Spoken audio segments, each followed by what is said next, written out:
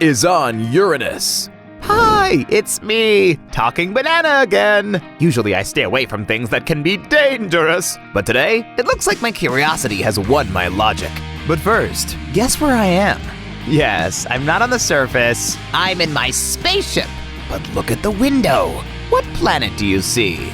If this color reminds you of something, then you might know that it's Uranus. But why am I not on the surface? Well, first of all, I want to live, but don't worry. Today, you'll have the pleasure to see how I die multiple times. Secondly, the climate on Uranus is much more different than on Earth.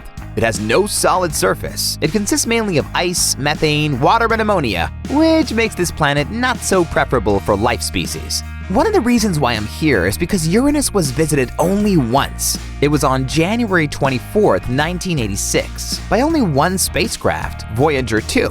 So I couldn't resist to see it on my own. I won't be telling you how I reached here. It was a long journey. I had some problem with Wi-Fi, but in general, the flight was good. The planet is shrouded in an atmosphere of hydrogen and helium. Plus, Uranus is very cold. If I take mittens, winter shoes, and put on a winter coat, the moment I open the door, the planet will kill me even before landing. The fact that this giant planet is made mostly of ice, has no solid surface, and has an atmosphere with a freezing temperature of minus 224 degrees Celsius, or minus 371 degrees Fahrenheit, along with a core heated up to 4,700 degrees Celsius, 8,492 degrees Fahrenheit, makes it a very inhospitable place to live for any complex life.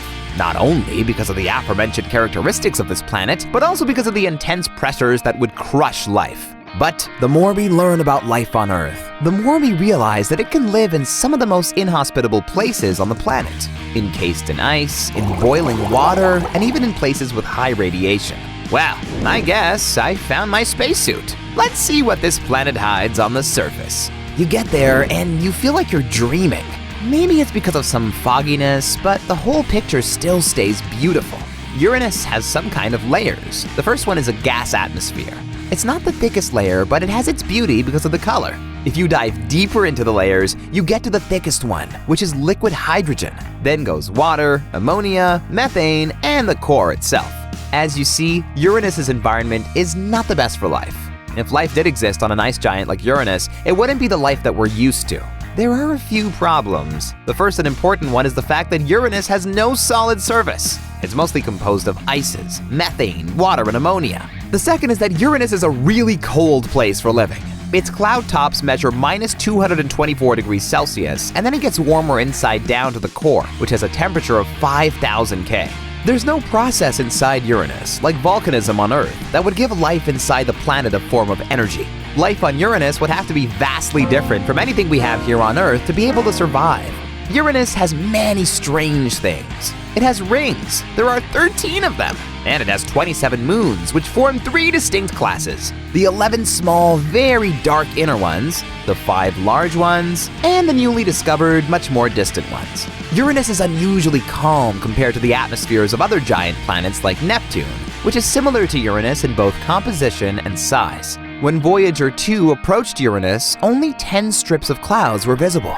Such harmony in the atmosphere can be explained by extremely low internal heat. It's much smaller than other giant planets. Despite the fact that the radius of Uranus is slightly larger than the radius of Neptune, its mass is less, which testifies the hypothesis that Uranus consists mainly of various ices: water, ammonia, and methane. But water is life, right? It's not so obvious how it seems. Scientists believe that there is water on Uranus. Moreover, they believe it has it in large numbers. So what's the problem then? Water on Uranus is not like water on Earth. Liquid water is not able to withstand such things like Uranus's atmosphere. The water just starts boiling there, but it doesn't evaporate because of the planet's pressure. So it turns out that all the liquid is hot, but does not evaporate. A day on Uranus lasts 17 hours, 14 minutes, and 24 seconds, which is shorter than ours. But it's not so simple. Uranus literally lies on its side because the inclination of the axis exceeds 90 degrees. It turns out that Uranus seems to be rolling. Because of this feature, one hemisphere throughout the year will live in the light, and the second in the dark. Therefore, the day of Uranus covers the whole season.